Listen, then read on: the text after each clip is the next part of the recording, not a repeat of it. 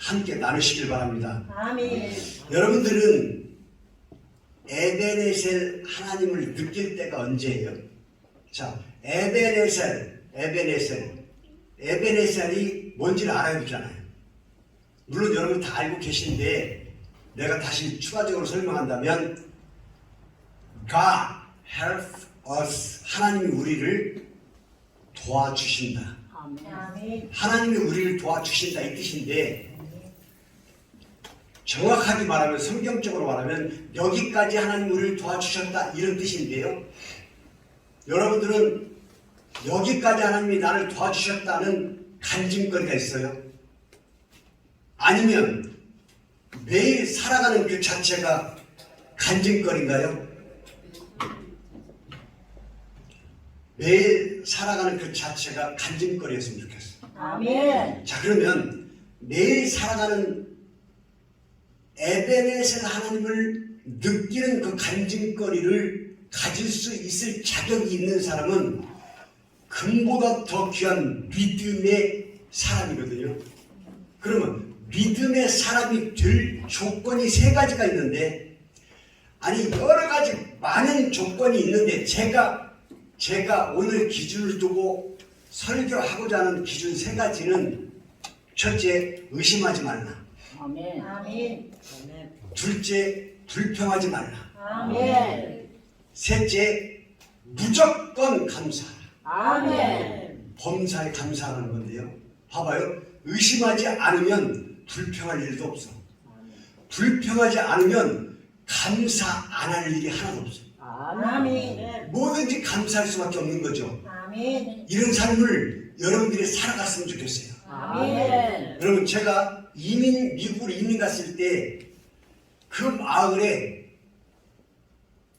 5명의 갑부가 있어요. 1등, 2등, 3등, 4등, 5등. 이 5명의 갑부가 1등이 한국 사람, 2등이 한국 사람, 3등이 한국 사람, 4등이 중국 사람, 5등이 일본 사람.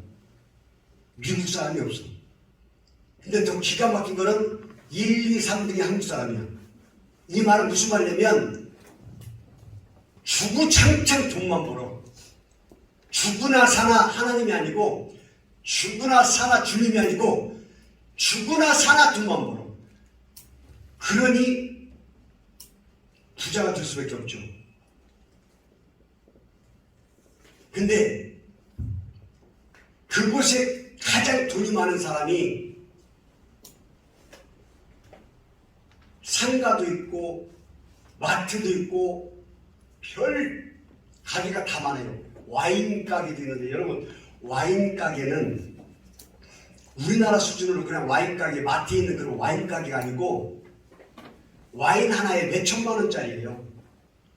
그게 창고에 가득 찼다고 생각하면 몇백억이에요. 경찰서장이나 시장이나 도지사들이 와서 사가는, 하여간 그런 부자인데, 한 번은 대화를 나누게 됐어요. 60이 넘었습니다. 얘기하는 가중에 자기는 썩 빠지게, 그 사람 말로 일을 해서 돈을 벌어놨더니 자식놈들은 일을 하나도 안 하고 스포츠카 타고 다니면서 맨날 놀러 다닌다고 불평을 하는 거예요. 그래서 내가 이렇게 얘기했어요. 그러면 사장님도 다 정리해버리고 한국으로 나가서 이제는 떳떳하게 떵떵거리면서 살면 되잖아요. 여기 말도 안 통하고, 그래서 여기 살 일이 아니잖아요. 돈이 그렇게 많은데.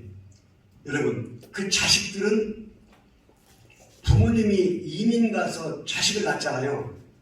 한국말을 몰라요. 그 애들 잘못이 아니에요. 그 애들이 태어나서 눈 뜨고 보니까 미국인 거예요. 태어나서 눈 뜨고 보니까 미국인데 미국말을 배울 수밖에 없죠. 부모님이 시간이 있어서 옆에서 가르치고 같이 교육을 했다면 한국말을 했을 텐데, 눈만 뜨면 돈 벌러 가고, 눈만 뜨면 돈 벌러 가고, 애들 잘 때 들어오고, 이게 안 되는 거예요. 얼마나 웃기냐면, 자식들이, 부모님은 돈을 벌다가 모든 것을 다 놓쳤는데 자기들이 영어로 하는 말을 못 알아듣는다고 무시를 해요.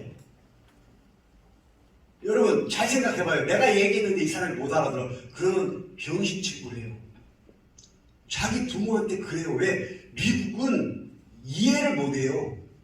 문화 자체가 그래요. 그런 대접을 받으면서 억울해하고 있길래 한국으로 나오시라고 했더니 뭐라고 하는지 아세요? 한국에 나가서 할 게 없다는 거예요. 이게 무지한 인간의 생각인 거예요. 오늘 또 지금 자기 통장에는 몇억이 들어오고 있는데 그걸 놓고 갈 수가 없는 거예요. 여러분, 돈은 들어오는데 자기 인생은 지금 망가져가 있고 죽어가고 있는데 그 돈은 통장에 들어오고 있는데 결정을 못 내리는 거예요. 돈 때문에. 미국 남부지부에 이 똑같이 사는 사람이 한 사람 있었어요. 돈을 어마어마하게 벌어서 이제 떵떵거리고 살려고 하는데 병원에 가서 진단을 받았더니 말기암이래요. 그 사람 나이가 60이에요. 근데 암에 걸렸다고 아는 사람들이, 많은 사람들이 문명으로 와가지고 하는 말이 힘내세요. 극복할 수 있어요. 나을 수 있어요. 힘내세요. 다 오는 사람마다 힘내세요. 힘내세요. 근데 그 사람이 속으로 생각하는 거예요. 내는 힘이 있어야 힘을 내지, 사람아. 위로가 안 되는 거예요. 여러분, 누군가를 병문안을 가거나 초상집에 위로하러 간다고 가서 말 조심해야 돼요.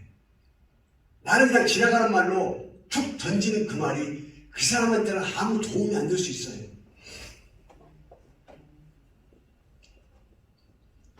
말기 암에 걸려서 죽어가고 있는 사람한테 힘내세요. 살 수 있어요. 어떻게 사는데? 의사가 포기하고 있는데 어떻게 살 수 있어요? 그런데 담임 목사님이 병문을 온 거예요. 와서 목사님이 이렇게 합니다. 참으로 지금까지 대단한 삶을 살았습니다. 스스로 이루기까지 얼마나 힘들었습니까?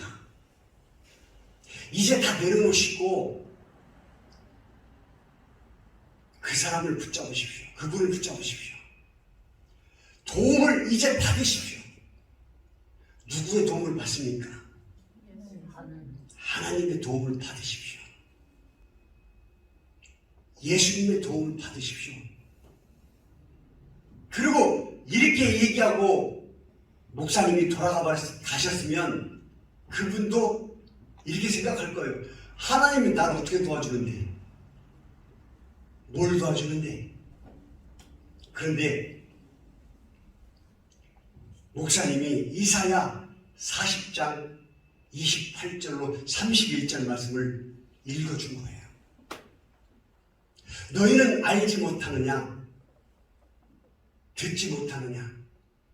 영원하신 여호와 하나님, 땅 끝까지 창조하신 이는 피곤하지 아니하시며 곤비하지 아니하시며 명철이 한이 없으시며 피곤한 자에게 능력을 주시며 무능한 자에게 힘을 더하시나니 소년이라도 피곤하며 곤비하며 장정이라도 넘어지며 쓰러지되 오직 하나님 여호와를 앙망하는 자는 새 힘을 얻으리니 독수리가 날개치며 올라감 같을 것이며 다른 박질하여도 곤비하지 아니하겠고 걸어가도 피곤하지 아니하리로다.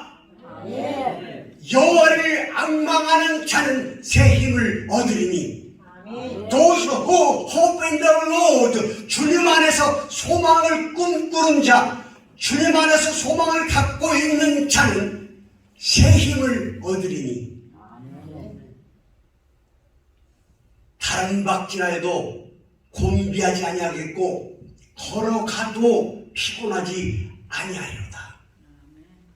그런데 목사님이 가신 다음에 위로의 말이 아니라 하나님 말씀의 그 말씀, 여호와를 앙망하는 자는 새 힘을 얻으리니 여호와를 앙망하는 자는 새 힘을 얻으리니 이 말씀에 계속 매아르치면서 힘이 나기 시작하더래요.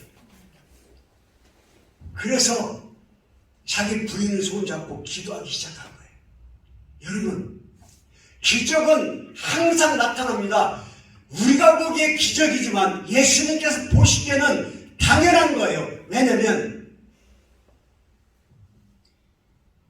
믿음을 가진 너희에게는 보배로다. 아멘. 베드로전서 2장 7절에 그러므로 너희 믿음이 믿는 너희에게 보배로다. 아멘. 믿는 너희가 보배라고 하신 것처럼 이미 여러분들은 예수 그리스도의 이름으로 구하는 것이 구하여지는 이 자체가 기적이 아니라 평범한 일인 것을 믿으시기 바랍니다. 아멘. 믿는 자에게는 금은 보화보다도 더 귀하다는 사실을 오늘 이 본문에서 말씀하고 계시는데요. 여러분, 오늘 본문 말씀을 보십시오.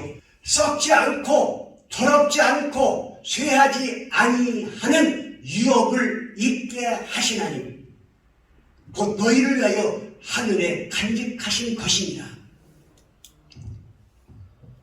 너희가 말세에 나타나기로 예비하신 구원을 얻기 위하여 믿음으로 말미암아 하나님의 능력으로 보호하심을 받았느니라. 그러므로 너희가 이제 여러 가지 시험으로 말미암아 잠깐 근심하지 않을 수 없으나 오히려 더 큰 기쁨이 되리라. 아멘. 가장 중요한 것이 마지막 절에 있어요. 너희 믿음의 확실함은 너희가 확실하게 믿는다면 너희 믿음의 확실함은 불로 연단하여 없어질 금보다 더 귀하여 예수 그리스도께서 나타나실 때에 칭찬과 영광과 존귀를 얻게 될 것입니다. 아멘. 중요한 것이 바로 여기 여러분들의 믿음이 얼마만큼 확실합니까? 여러분들이 가지고 있는 믿음이 얼마만큼 확실합니까?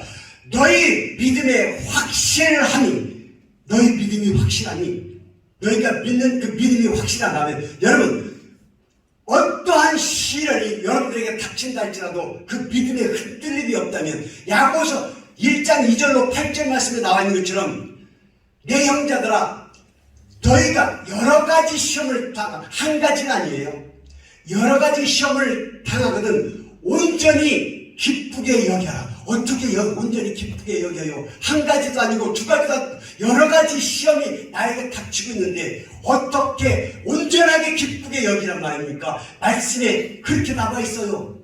내 형제들아 너희가 여러 가지 시험을 당하거든 온전하게 기쁘게 여기라는 거예요.